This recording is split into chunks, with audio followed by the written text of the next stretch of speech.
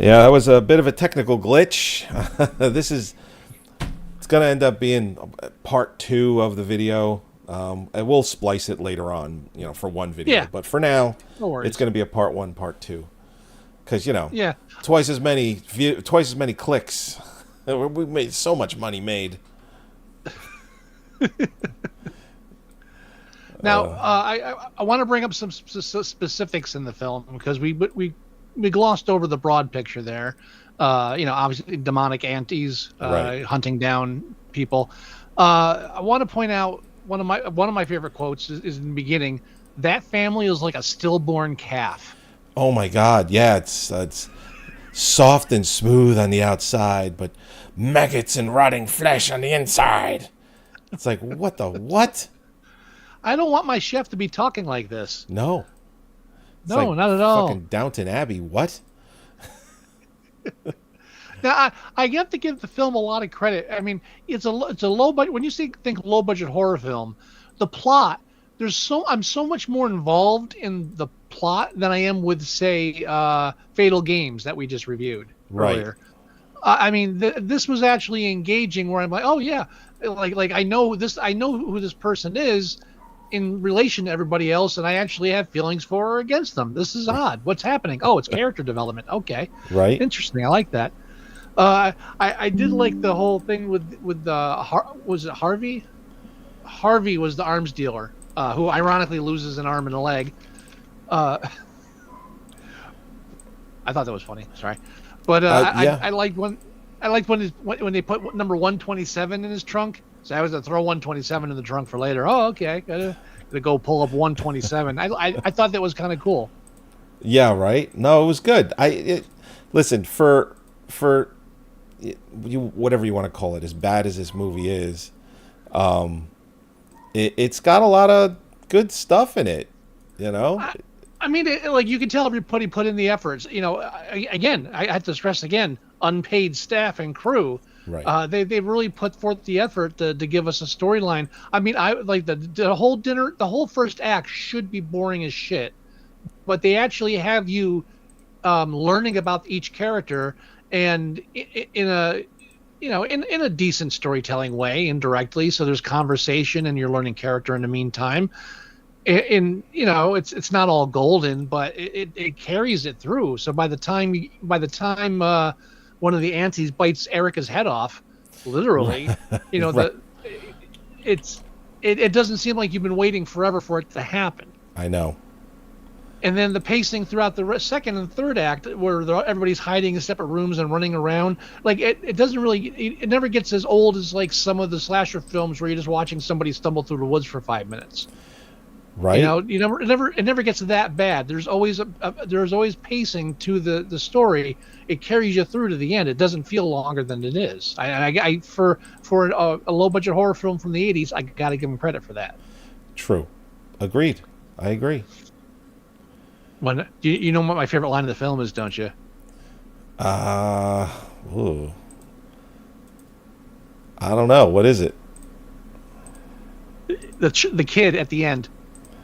Oh, when he goes I- smashing. No, that's at the beginning. He does it when twice. Oh, that's great. He does it twice. That's great. Too. Does he do it twice? When's the Well, second when time? when Auntie fucking drags that woman across the table and eats her face off, he goes smashing. It's like, whoa, what the fuck's Right. wrong with this kid? I thought that was the first time. That was the first time, and then at the end, I mean, she just says, "Would you like to come live with me for a while?" And he goes smashing. Oh, okay. I mean, you know what? I was a little distracted by that because what she said was, "You can stay with me if your father and the police agree." The police. And while he's saying, "Well, why? Forget the police." I'm like, "Lady, his father's dead. He was bent in half. What are you talking about?" That's probably one of those continuity errors where they shot that scene early on and they hadn't killed the father yet. Maybe it was I just wish done in the script, or it wasn't in the script and then they just did it. Who the I hell wish knows? they had done something with that because that bothered me. I was like, "What? What? They're carrying him out on half a stretcher. What are you talking about? Don't tease the poor kid." "Oh, I still have a daddy." "No, you don't. I'm an excuse idiot." me. Because then Right. No, but my favorite is, and it would be a great meme if it actually if the the timing's off because it does the camera's not on the kid's face when he says it. He says it off screen. Right. But he says, "Now I know that a God doesn't exist." And I'm sorry, hearing a child say that just fills me with joy. It does. I don't know. Maybe this is just me. I don't know. Oh, and also when she after she threw the guts on the floor and swept up poor Drago, what was Bertha says, they throw guts around like so many slapstick cream pies. Oh, I know. It's like, Bertha, you're a poet and didn't even know it. I like that. I found it weird that the final girl, quote unquote, even though there are multiple survivors, the one actual true survivor you would have to say would be the Rachel, the lesbian lover of the magazine mogul. Yes. Yeah, did not expect. So I got some good news and bad news. The good news is we can spin the wheel. The bad news is because OBS, we use OBS Studio, because it's so stupid, you have to open up the spin the wheel first, then OBS, and then it'll capture it on screen. If you don't, it won't capture shit. It's so dumb. But you would think it would work the other way around. So we won't see what's on the screen, but I will tell everyone when we spin it. Sorry. Sorry. It just...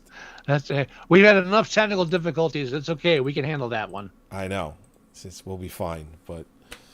I didn't realize there's sun coming in over here. Oh, yeah, that's right. You're in the middle of the country. There is no sun here. No sun here. That went down already. Or, the Earth has spun out of its direction. All right. Or is the flat earthers? Spin the wheel. The flat earthers. I can't even believe that that's a thing. I just can't. They have an answer for everything too. I wasn't going to do it. I'm sorry. Come on, stick with the wheel. All right. You silly head. Are we spinning it? Yeah. Oh, I thought we're going to rate this thing.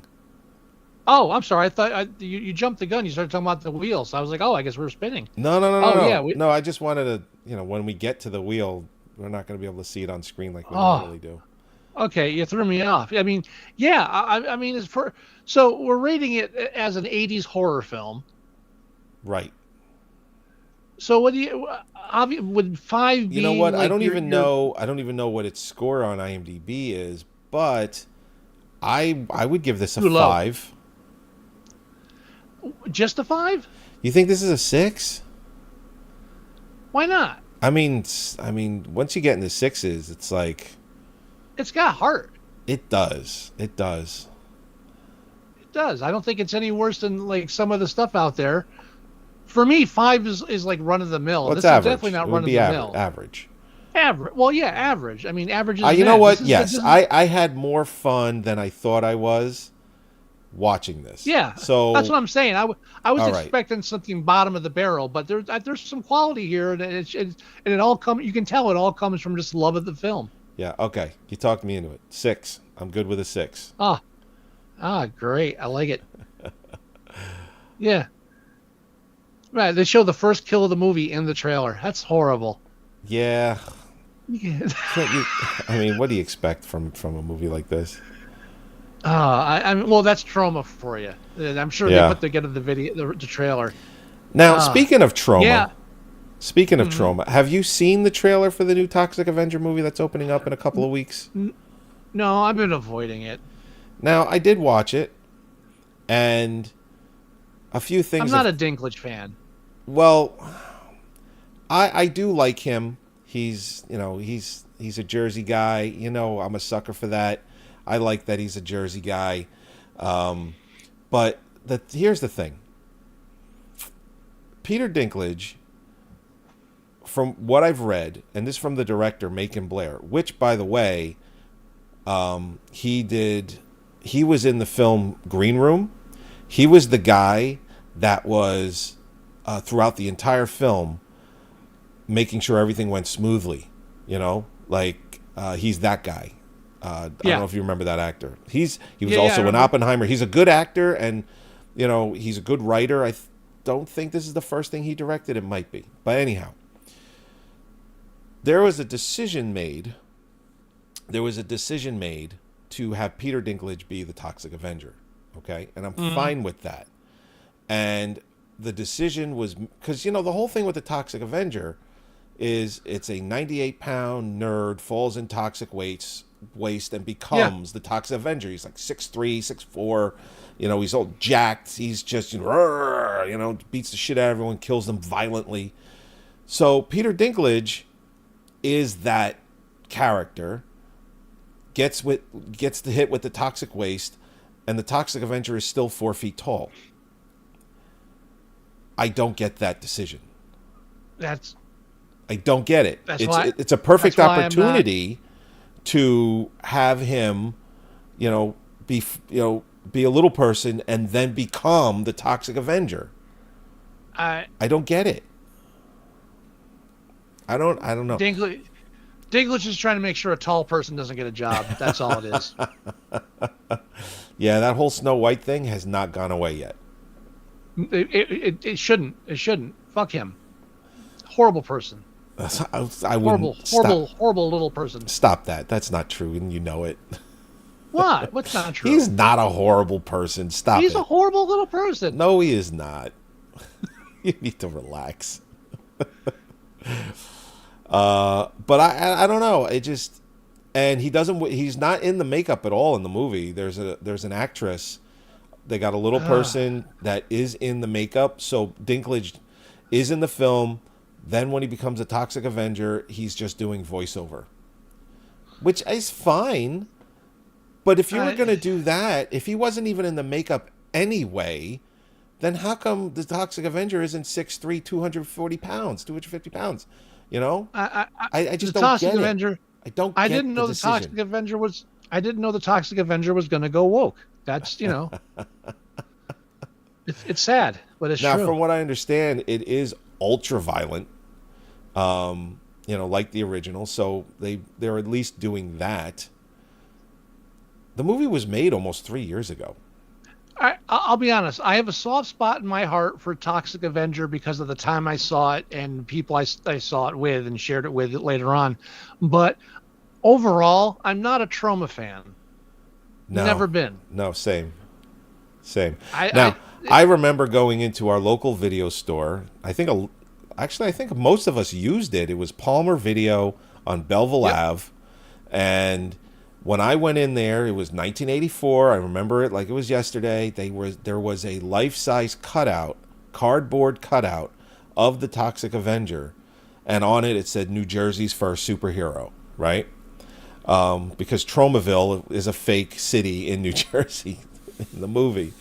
But I remember seeing it, and I'm looking at it, I'm like, I want to see that movie. Me too. I had no idea it was rated R or anything. My parents, they didn't know any better. My parents, they ran our house like we were in Europe. I mean, that's just the way they did it. So I want to see Toxic Avenger. Okay, rent it. I watched it. Nobody watched it with me. I just watched it alone. But I remember seeing it in 1984. I was 8 years old. I loved it. I remember I actually did see it with my parents, and I do believe I remember one of my parents at one point saying, "I don't think we should be watching this." I think it was when the kid's head gets crushed into the car. Oh God, yeah. That's even before Toxie shows up. Right. That's that's like these people are not good people. Well, you know what? Remind me to put the Toxic Avenger movies on the wheel. Oh yeah, definitely. I would love to review those. Yeah, I'll add them. I've never watched them past the first one. Really not a Trauma fan. I've seen the first and the second one. I haven't seen any of the others. Yeah. They're not good. The first one I like. The first one I like a lot. The second, third, and fourth film are really bad. Yeah. Spin the wheel. Spin the wheel. All right, everybody. We're going to do this. The way this works is Scott and I get one veto each. And if we both veto whatever is on the third spin, we have to review. All right, here we go. All right. No whammies. No whammies. Big money. Big money. What do we got?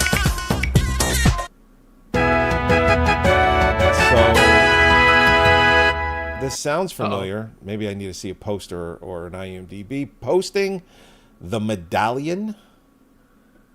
Ooh, that's a Jackie Chan one. I don't feel like it. All right. Do you want to use your veto or mine? No, go ahead. You go with yours. All right. I don't feel like doing that. Sorry. All right. All right, we're going again. Here we go. All right, here we go. Here we go. A movie called Buzzard. Never heard of it either. Buzzard. Oh, this is an interesting one. I saw this in the theater recently. It's a slacker film. Recently? This is a newer movie? Well, no, it's not. But it played in a theater recently. They old second run kind of stuff. Fine. It's an 80s slacker vibe, but it is from like the 2000s, I believe. I don't remember what year it is. Oh, all right. But yeah, that's. Would you like to use a veto, or are we reviewing this movie? No, we should review this. I want you to see this. Okay. Yeah, I want you to watch this. Maybe I want to let Wesley know because we went to see it in the theater, so I'd be curious if he wants to weigh in on it. All right. Buzzard. Yeah. All right, we're gonna have to. We'll check that one out. Buzzard. Jeez. All right. Is that work? Work. Great. Anyhow. I only got 4 hours of sleep last night. It's okay. Oh. I didn't fall asleep at a traffic light today. That didn't happen. Nope. All right, wrapping up. Oh, yeah. I have to bring up the music. I'm all over the place. All right, here we go. There it is. All right, everybody. This is actually a milestone episode. It's episode 450 of Moviesucktastic, where we did nothing. We just reviewed this movie.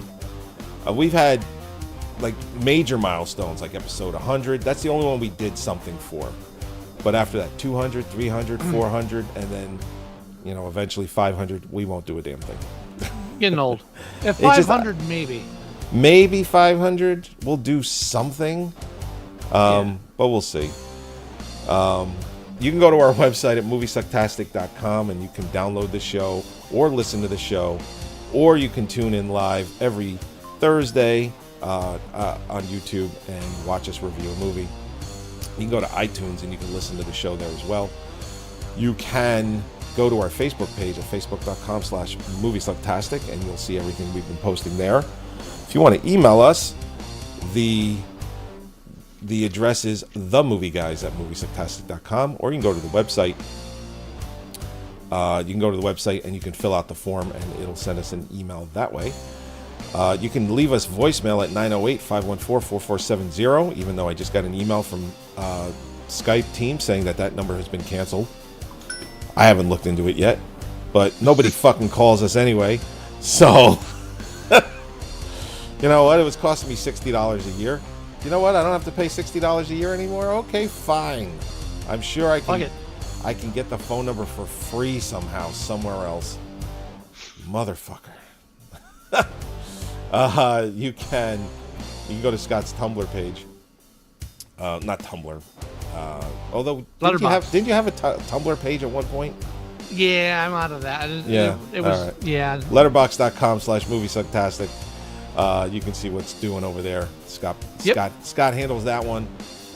You can also download our podcast, app for our show.